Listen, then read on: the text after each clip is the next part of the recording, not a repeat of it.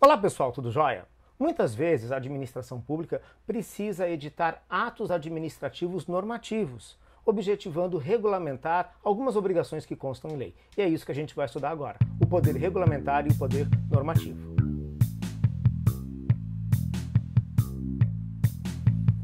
Legal, pessoal, vamos lá então. Eu sou o professor Rodrigo Cavaleiro Rodrigues, você está aqui comigo no meu canal Mapeando Direito, estudando Direito Administrativo, estamos estudando poderes administrativos. Agora vamos estudar esse poder regulamentar, esse poder normativo. Vamos lá, um rápido conceito sobre isso. Poder regulamentar é a prerrogativa conferida à administração pública de editar atos gerais para complementar as leis e permitir a sua efetiva aplicação. Este é um conceito de Carvalho Filho. Você deve ter notado que o título da aula é Poder Regulamentar e Poder Normativo, certo? Mas alguns doutrinadores fazem uma distinção entre um e outro, por isso que primeiro vou passar para vocês o conceito de poder regulamentar e depois passarei o conceito de poder normativo. Legal, gente? Estou aqui na minha casa, no meu estúdio caseiro totalmente doméstico e amador, e tá rolando aqui uns barulhos, certo, galera? Tá chovendo, o vizinho aqui tá fazendo obra, tá? Eu vou tentar desestressar desses barulhos, você também. Vamos nos ater aqui ao que a gente está estudando, o poder regulamentar e normativo. Para isso, nós temos que recordar a pirâmide de Kelsen, que é o apelido que nós damos àquela representação gráfica do ordenamento jurídico, em função de Hans Kelsen, que escreveu a teoria pura do direito. E trouxe essa ideia legal, na verdade estudou essa ideia dentre outras coisas. Tá aqui a pirâmide de Kelsen, essa representação gráfica do ordenamento jurídico, tá? A gente chama de pirâmide de Kelsen porque foi estudada, foi descrita por Hans Kelsen na obra A Teoria Pura do Direito, tá? Claro que ele nunca desenhou uma pirâmide, mas ele usa essa ideia para fazer essa representação gráfica, é bem interessante. No topo da pirâmide, ou seja, no topo do ordenamento jurídico, temos a Constituição Federal. Abaixo da Constituição Federal temos as normas primárias, editadas via de regra pelo Poder Legislativo. Medida provisória, por exemplo, é editada pelo Executivo, mas depois ela é transformada em lei pelo Poder Legislativo. Onde é que você vai encontrar a lista das normas primárias? Na Constituição Federal, artigo 59, tá? Então, as emendas constitucionais, as leis ordinárias, complementares e delegadas, as resoluções das casas legislativas e também os decretos legislativos do Congresso Nacional. Beleza? Além das medidas provisórias que eu já mencionei. Abaixo dessas normas primárias aparecem essas normas secundárias, que são justamente os atos administrativos normativos, que é o que a gente vai estudar agora, o poder de regulamentar as leis. Muito legal entender isso com um exemplo. Então vamos lá. Um exemplo do direito administrativo, é claro. Pegamos a Constituição Federal, vamos lá no artigo 37, inciso 21 da Constituição Federal. Não vou abrir aqui esse artigo, tá, esse dispositivo, mas você pode buscar aí no teu material. Mas é bem tranquilo. O que é que fala o inciso 21 do artigo 37? Diz que a administração pública, quando for contratar, ou seja, contratar obras, serviços, adquirir, ou seja, contratar aquisição de bens, deve primeiro licitar. Então, nesse dispositivo constitucional está a regra de que a administração, para contratar, deve primeiro licitar. Licitação, daí vamos para as normas primárias. Temos a Lei 8.666 de 1993, Lei Geral de Licitações e Contratos, também a Lei 10.520, que trata especificadamente de uma modalidade de licitação, que é a modalidade do pregão. Legal? Em algum momento no direito administrativo você estuda essas duas normas jurídicas. Abaixo dessas normas jurídicas, temos, por exemplo, um decreto, o Decreto 10.024 de 2019. Este decreto regulamenta um tipo específico de modalidade de licitação, que é o pregão eletrônico. Mas espera aí, esse decreto não inventou o pregão eletrônico. O pregão, como modalidade de licitação, foi criado pela Lei 10.520, lá em 2002, certo? Daí lá em 2005 teve um primeiro decreto que regulamentou a possibilidade do pregão eletrônico e esse decreto foi substituído em 2019 pelo decreto 10.024. Então, notou o escalonamento das normas? Uma regra constitucional que manda licitar. Abaixo da Constituição Federal temos leis, exemplo aqui, leis que tratam de licitações. A Lei 10.520 vai falar especificadamente do pregão e vai dizer, olha, existe a possibilidade do pregão eletrônico, que será regulamentado pelo Poder Executivo na forma de decreto, e aparece o decreto 10.024, certo? Muito importante o que aparece agora na sequência, gente.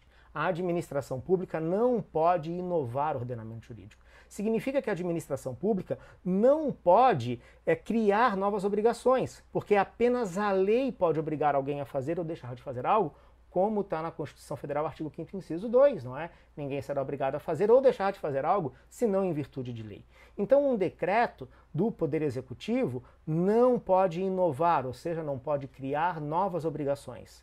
Deve se limitar somente a regulamentar, especificar, esmiuçar aquilo que já está contido numa norma jurídica criado pelo Congresso Nacional, ou seja, em uma lei. Beleza? Repetindo, então, o poder regulamentar, que é o poder de especificar, detalhar, esmiuçar obrigações que já constam em lei, esse poder regulamentar não pode servir para inovar o ordenamento jurídico. Legal? Apenas o legislador pode criar novas obrigações. E o que vem a ser o poder normativo? Olha, poder normativo e poder regulamentar, na minha opinião, são a mesma coisa. Não só na minha opinião, na verdade, vários doutrinadores não fazem essa distinção. Mas há doutrinadores que fazem, como, por exemplo, o Celso Antônio Bandeira de Mello é um que faz essa distinção. Já Carvalho Filho não faz. Mas que distinção seria essa? Alguns doutrinadores preferem reservar a expressão poder regulamentar somente para situações em que a chefia do Poder Executivo vai lá e regulamenta alguma lei, detalha alguma lei. Ora, quem exerce chefia do Poder Executivo? Prefeitos e prefeitas, governadores e governadoras, presidentes e presidentas, legal? Ou seja, quem está na chefia da administração pública, seja municipal, estadual ou federal. Cada um, na sua competência, vai editar decretos regulamentares ou regulamentadores, depende do doutrinador. Esses decretos, quando especificam, detalham algo que está na lei, são a concretização do poder regulamentar. E vários doutrinadores reservam essa expressão, poder regulamentar, para esses atos, praticados por chefes do executivo. Certo? E esses doutrinadores fazem o quê? Para situações em que outra autoridade, que não chefia do executivo, recebeu a atribuição da lei para regulamentar alguma obrigação jurídica, nessas outras situações, ao invés de chamar de poder regulamentar, nós chamamos de poder normativo, certo? Mesma natureza do poder regulamentar. Na minha opinião, a propósito, a mesma coisa. E vamos pegar aqui um trecho, então, na mesma ideia, né, da pirâmide, que a gente apelidou, né, de pirâmide de Kelsen, a representação gráfica do ordenamento jurídico. Vamos mostrar um exemplo do que seria então esse poder normativo. Observa, é a mesma coisa.